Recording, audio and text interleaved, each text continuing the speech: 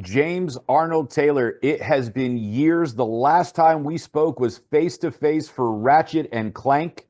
Today we are talking about King of Kings, right smack dab in the middle of Lent on the home stretch to Easter. Congratulations on this animated feature.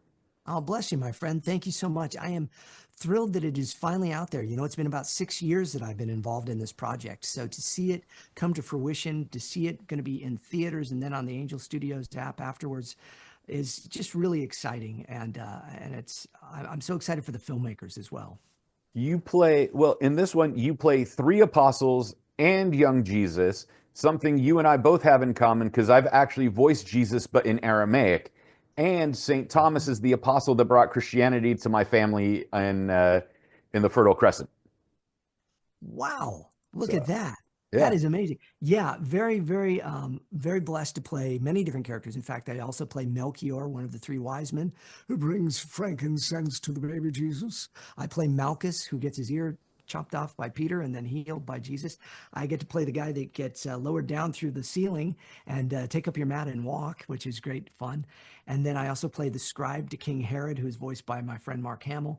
And so we have quite a few Star Wars actors in this movie. We've blended worlds quite a bit there, but and then of course, yeah, young Jesus, which was very cool to get to do alongside Oscar Isaac. Well, you've been in Star Wars, Ninja Turtles, Ratchet and Clank, obviously, and so many more. When you get being a person of faith and being able to play these apostles that were central religious figures of Thomas and Philip and Matthew, who are also all crucified, how much Yeah. more does that add to the story, knowing their legacy and how that they knew their lot in life was to go out for the suffering? Well, it means everything. Obviously, the scriptures mean everything. I read them daily.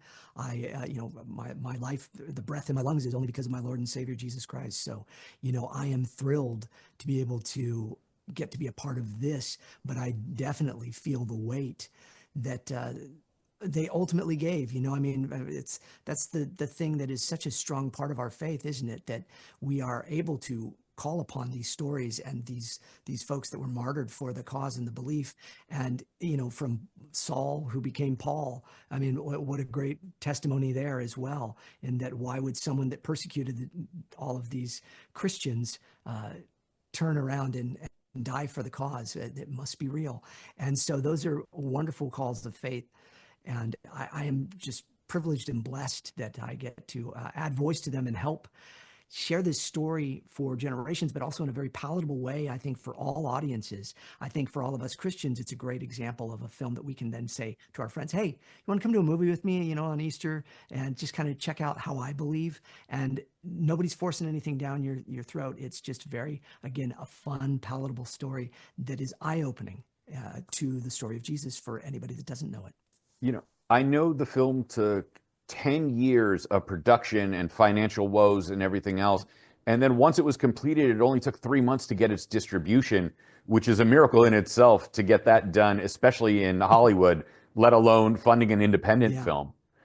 When you get to do Yes. something like this, and then you see your name on there with Pierce Brosnan, Kenneth Branagh, or Oscar obviously Isaac's Vanessa wonderful. Marshall, who's wonderful, Ben Kingsley, Fred is always amazing, D. Bradley. Yes. Like we have the usual suspects to put it in terms we're used to, Mark and Jim Cummings, and then Ben Kingsley and Forrest Whitaker and everybody else.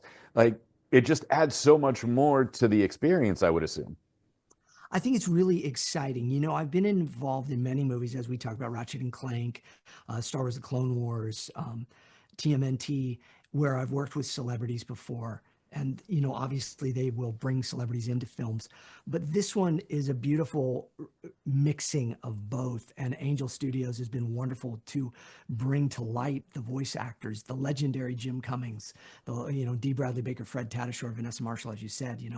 These folks are amazing voice actors and on par with the actors that we know on camera, in their own rights. So I think that it's a wonderful combination of worlds coming together, the voice acting and the on-camera acting worlds coming together, giving stellar performances all the way around too. Sir Kenneth Branagh, Man, the guy is quite a voice actor, actually. You know, when you watch this movie, he's doing all sorts of vocal acrobatics and doing it with ease. So I love hearing him in this. It's a lot of fun.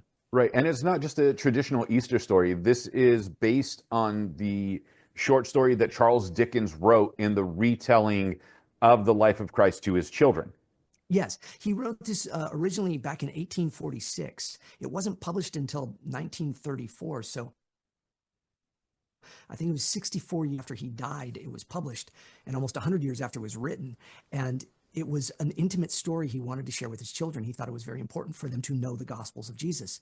And so he wrote this as a way of just traditionally sharing this, I'm sure, around the Easter time and such. And then, you know, now here it is. It's a great vehicle for us kind of opening the door to the story of Jesus as Dickens tells his son Walter about who Christ was. It's a very cool way of introducing the story, and again, making it very palatable for all audiences.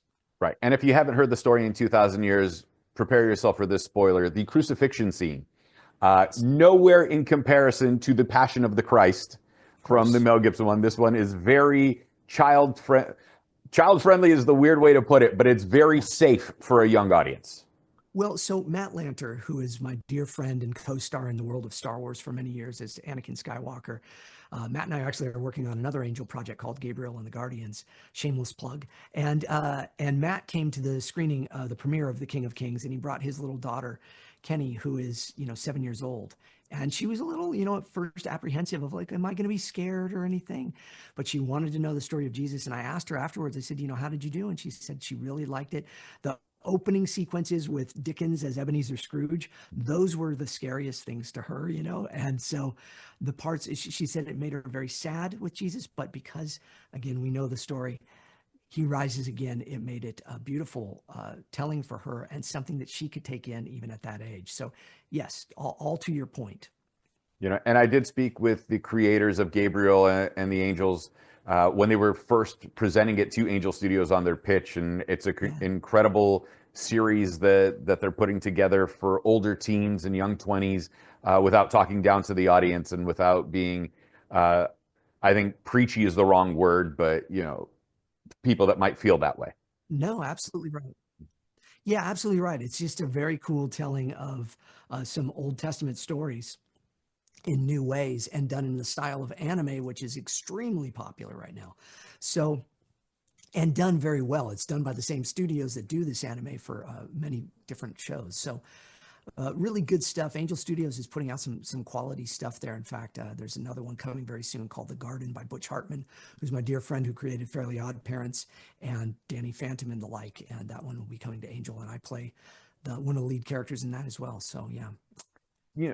For the longest time, Christian entertainment and Christian material has not been up to snuff, to put it politely. It's been very hokey and very, especially on the evangelical side. If we put it on the apostolic side, Catholic, Orthodox, Church of the East, and even High Church Anglican, it's very pomp and circumstance and very to the point.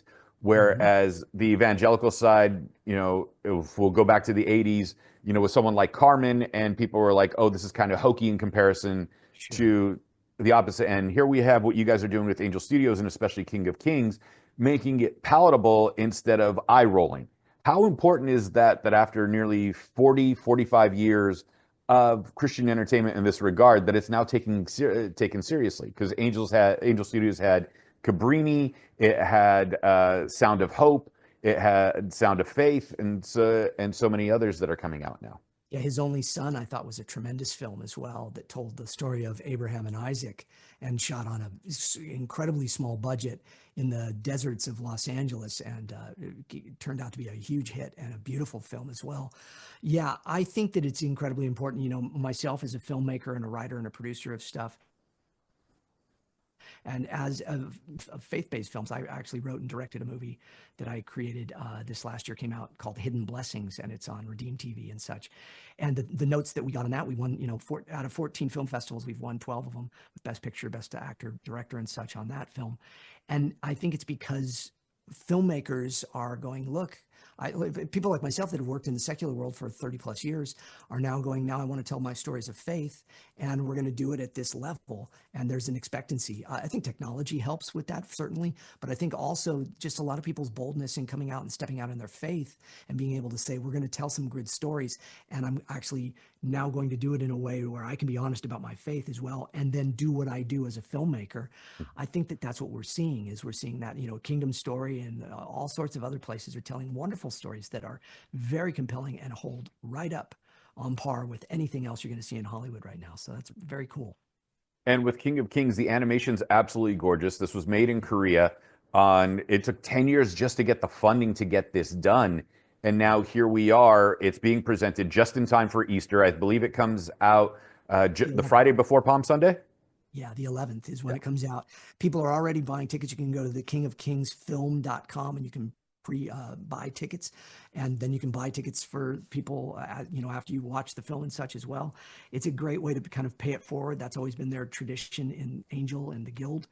And so it's a great way to share the story. But yeah, it comes out. I'm excited about that. The animation, the cinematography, Jay, who is the filmmaker, is he's a VFX supervisor, a specialty in that. His cinematographer Whoosh, who is a tremendous man as well. Both of them really came together to tell a live action cinematic story in the animated world, and they did it in a way that has never really been done before. A lot of the stuff they did, kind of we did with Star Wars: The Clone Wars, where they had a camera within the animated world and they could place the camera wherever.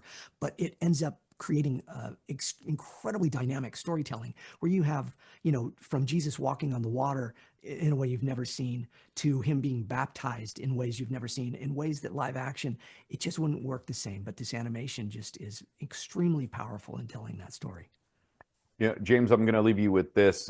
We have to do a much longer interview and profile on your faith. I have a very small podcast that I had started and was trying to launch, but there was some hiccups on the way to get there. It's called Christian Cosmos. We'll talk about that once we're done with this. But what would you like to say, cross-denominational, whether we go from the apostolic traditions through the high church all the way to the evangelical movement, for the Christian audience to watch it?